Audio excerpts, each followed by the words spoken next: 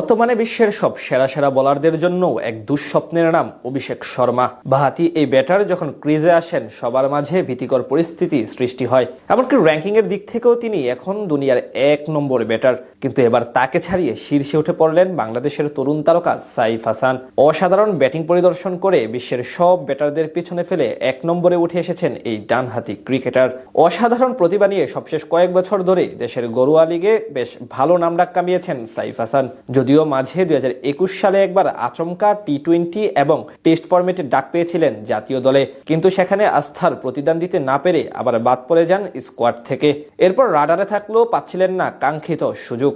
সবশেষ নেদারল্যান্ডসের বিপক্ষে টি-20 সিরিজ দিয়ে দীর্ঘ ৪ বছর পর প্রত্যাবর্তন করেন লাল সবুজ শিবিরে। সেখানেই নিজের ক্যালিবারের প্রমাণ দিয়ে জায়গা করে নেন এশিয়া কাপের চূড়ান্ত স্কোয়াডে। এরপর বাকি সময়টা স্বপ্নের মতো পার করেছেন এই ব্যাটার। টুর্নামেন্টে নিজের প্রথম ম্যাচে আফগানদের বিপক্ষে তেমনভাবে মেরে ধরতে না পারলেও শ্রীলঙ্কার সাথে অর্ধশতক হাঁকিয়ে ভূমিকা রাখেন ম্যাচ জয়ে। এরপরের ম্যাচে ভারতের বিশ্বসেরা বোলিং লাইনআপের বিপক্ষেও হাফ সেঞ্চুরি করে তাক লাগিয়ে দেন সবাইকে।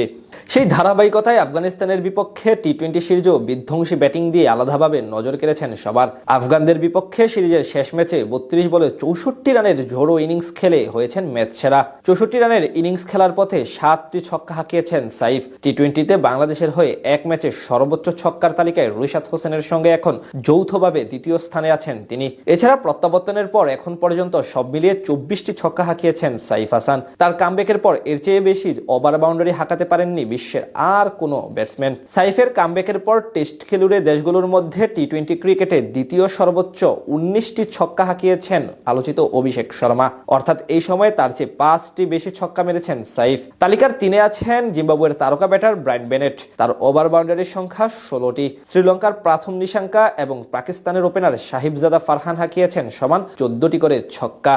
এদিকে আন্তর্জাতিক গণ্ডির মতো জাতীয় পর্যায়ে ধীরে ধীরে সবার শীর্ষে উঠে পড়ছেন সাইফ।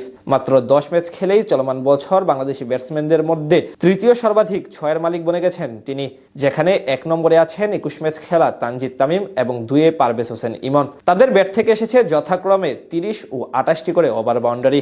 এর পাশাপাশি কমপক্ষে ১০ ম্যাচ খেলেছেন এমন ব্যাটারদের মধ্যে সবচেয়ে বেশি ব্যাটিং গড় এখন সাইফের। এবছর ইনিংস প্রতি ৪৪ রান করে এনেছেন তিনি, যেই তালিকায় ২ আছে লিটন কুমার দাসের নাম।